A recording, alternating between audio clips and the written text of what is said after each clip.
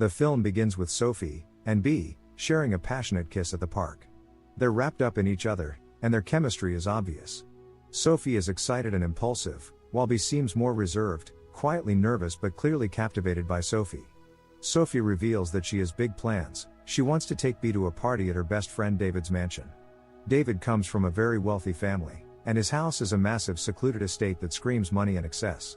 Sophie makes it sound like a fun night with close friends, but B is visibly hesitant, anxious about meeting Sophie's old circle.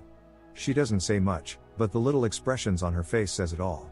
Sophie reassures her with a kind of reckless confidence, convincing B that she'll fit in with her circle of friends.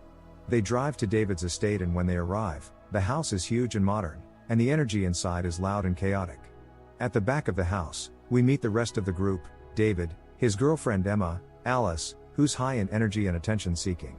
She's also brought her much older new boyfriend, Greg, whose laid-back nature makes him stick out among the younger volatile group. Later, Sophie and B slip away from the group and kiss in one of the upstairs bedrooms. Their brief moment of intimacy is interrupted when David barges in without knocking. He directs his attention to Sophie, demanding to know why she suddenly showed up after disappearing from their lives for so long. He points out that she went completely no contact, leaving everyone to wonder where she was, and now she's acting like nothing happened. Sophie, calm and dismissive, shrugs off his anger, telling him to live in the moment since she's here now. But David can't let it go. His frustration spills over into a rant about Greg, Alice's older boyfriend. He can't believe she's dating someone like that, muttering that the guy is old enough to be someone's dad. Sophie listens quietly, recognizing the familiar pattern. David always needs to be the center of attention, always stirring drama like he did in the past. Meanwhile, B wanders the large echoing mansion, taking in its cold wealth and looking at David's family photos on the walls. Suddenly, Jordan approaches her. Her presence is sharp and heavy with unspoken judgment. She leans in close and gives B a quiet warning, saying she should be careful with Sophie because Jordan knows her better than anyone. The implication is clear: Sophie has a history, and Jordan doesn't trust her. She absorbs the tension, unsure whether to take Jordan seriously, and continues to explore the house. Later, B steps outside to the lower floor, trying to get a cell signal. The wind and rain howl outside as she finally manages to call her mother, assuring her that she's fine and spending time with friends. In the other room, the energy is entirely different. The friends record a chaotic TikTok, drunk and laughing, showing how tight-knit they are in a way that makes B feel even more like an outsider. When B returns, the group asks her how long she and Sophie have been dating. She says 6 weeks, and the room goes quiet for a bit, but then they brush it off and return to their fun. That evening, the drinking and music loosen everyone up. B finally begins to step out of her shell, dancing in the living room with the others. Jordan gravitates toward her again, this time physically closing the space between them, swaying and moving with her in a way that's playful but clearly meant to provoke. From across the room, David leans toward Sophie and comments that she should probably watch her girlfriend. Sophie turns her head and sees the two dancing close, reading Jordan's smirk as deliberate. Jordan is playing a game, trying to make Sophie jealous, and it's working. The group decides to shift the energy and play Bodies Bodies Bodies, the game that will set off the horror to come. They gather in a circle to explain the rules. Everyone draws a slip of paper, with one marked with an X. This person is secretly the killer, while everyone else is a victim. The lights will go out, and the killer will move in the dark, tapping their chosen victim on the shoulder to kill them. That person then lies down where they fall, and the first person to discover the body must shout "Bodies, bodies, bodies," turning the lights back on. Then, the arguing and finger-pointing begin as they try to guess the killer. The lights go off, and the mansion transforms into a shadowy maze. B crawls low to hide, her heartbeat in her ears as laughter and shuffling feet echo around her. Suddenly, a sharp voice calls out, "Bodies, bodies, bodies." The lights flash back on, and they find Greg sprawled dramatically on the floor, playing dead. The group huddles together, the game turning instantly tense. Jordan immediately accuses David, pointing out how much he disliked Greg from the start. David fires back, insisting Jordan is the aggressive one, so it has to be her. Greg sits up, looking annoyed by the bickering. He's not amused by the tension or the underlying hostility, and after a few more snide comments from David, he decides he's done with their game and their drama. He tells them he's going to bed, muttering that he's had enough of the disrespect. The group continues to argue, their fake accusations carrying a hint of real resentment. When they finally vote, most fingers point at David. He explodes in irritation, offended that they would turn on him, and storms out, leaving the others to stew in the dark energy. Then the storm outside intensifies. Thunder shakes the windows, and without warning, the mansion goes pitch black. The friends groan, assuming that David is messing with them, flipping the breakers to get revenge for being voted the killer. Jordan, Alice, and the others grab flashlights and decide to go find the circuit breaker in the basement. Bee excuses herself to use the bathroom while the rest scatter. As Bee and Sophie move cautiously through the dark halls, their flashlights catching glimpses of sleek furniture and rain-streaked windows, they suddenly stumble upon a sight that freezes them in place. David is outside by the glass doors, his body soaked in rain, his neck slashed open. Everyone screams, the game instantly giving way to real horror. Panic takes over. They scramble to call the police, but the storm has wiped out all service. Desperation sets in. The only plan they can form is to get into Sophie's car and drive for help. They run to the car, but the car battery is dead, trapping them in the stormy night with the killer now somewhere among them. Later, Jordan stumbles upon a machete in one of the rooms, and shows it to the others. She insists that someone among them is the killer. The group huddles together, adrenaline surging, and begins to piece through their suspicions. It doesn't take long for someone to notice that Greg is missing. The realization hits all at once. Greg is older, bigger, and not really part of their tight-knit circle. If anyone had the physical ability to slash David's throat, it would be him. Fueled by panic, they start searching the sprawling mansion for him.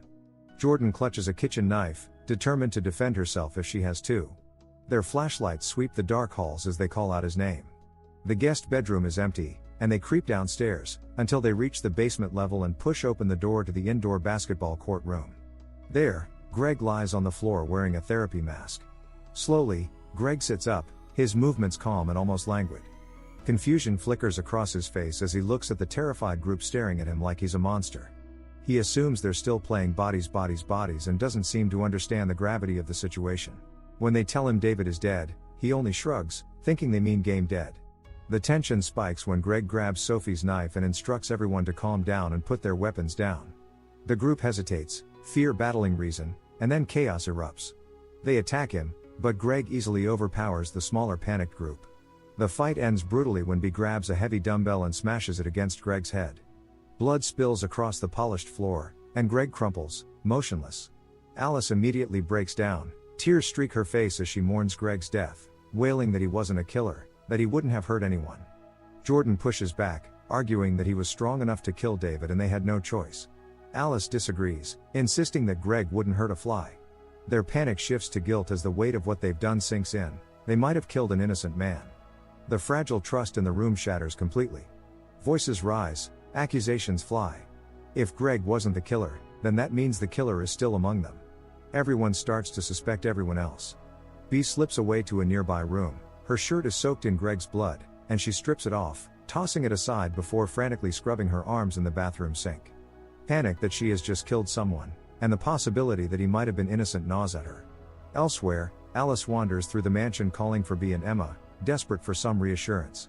Her search ends in horror when she trips and comes face to face with Emma's lifeless body sprawled on the floor. Alice's scream rips through the house, summoning the others, who rush to the scene. They find Emma dead, and the assumption spreads like wildfire: she must have been pushed. The realization dawns on Alice: the deaths are following the pattern of bodies. Their game has become real. Eyes swivel to Bee, who re-enters the room in a clean shirt, and suspicion surges. She's changed clothes, she's been distant, and she killed Greg. The friends demand answers, their paranoia boiling over. Bee stammers in defense, but it doesn't matter.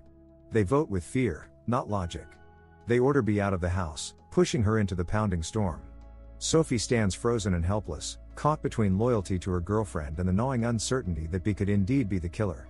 Outside, Bee shivers in the rain and wind, her mind racing. Through the windows, she spots Jordan moving stealthily inside the house and notices a gun in her hand. She panics, as she has to warn Sophie and Alice. She circles the mansion and finally slips inside through a small entrance, gripping a hammer like a lifeline. She finds the group clustered together in another room and blurts out the warning: Jordan has a gun. To prove it, Bee demands Jordan empty her pockets. Jordan resists, then reluctantly does so, only for Jordan to pull the gun from its hiding spot. Jordan claims it's David's parents' gun and insists she took it for protection from Bee. Sophie immediately defends Bee, and the room erupts into another screaming match. Jordan and Alice press Sophie about why she ghosted all of them for years. Sophie admits that they trigger her, that she chose peace over their toxic friendship. Jordan smirks coldly and fires back, revealing to B that she and Sophie were secretly hooking up behind B's back. Sophie snaps, calling Jordan soulless and denying she'd ever be in a relationship with her. Sophie then turns the knife, revealing Jordan's hypocrisy. She secretly hates Alice and doesn't even want her to have the podcast they started together. Alice's face crumples with hurt. She screams that Jordan has no friends because nobody likes her, that her whole rich girl persona is fake because her parents are just upper middle class. The room is a powder keg, and Jordan lights the match. In a sudden burst of rage, she fires the gun and shoots Alice in the leg. Shock silences the room for a heartbeat. Alice stares at her wound, betrayal and pain flooding her face. Then she blurts out her last thoughts: Jordan must have killed everyone. Chaos erupts as they all lunge for the gun. In the struggle, the gun goes off, and Alice collapses, this time dead. Jordan grabs the gun again, and swears she didn't kill Alice, but Sophie and B no longer believe her. B springs into action, tackling Jordan, and the two wrestle violently. The fight ends when B shoves her off the staircase. Jordan tumbles, and with her last breath, she spits out a final dagger of doubt, telling her to check Sophie's texts. B and Sophie retreat into a small room, hiding as the storm quiets outside. In the dim light, B turns to Sophie and asks the question hanging over them the whole night: if she's the killer.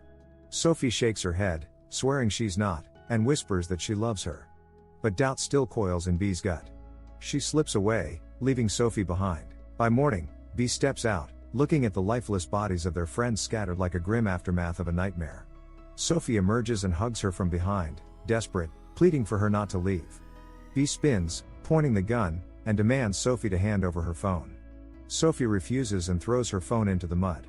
They wrestle for it, grappling in the wet mud, until B finally grabs it, only to realize that it's David's phone, not Sophie's. With trembling fingers, B opens the phone. On the screen is a video David recorded the night before. He's alone, clowning around with the machete, filming himself for social media. He swings it carelessly, trying to slice the top off a champagne bottle, and in one horrible instant, the blade slips and slices into his throat. The truth hits them hard: there was never a killer. David killed himself by accident. Everyone else died because paranoia and mistrust consumed them. Make sure to like, comment and subscribe for more notifications. Until next time. See you soon.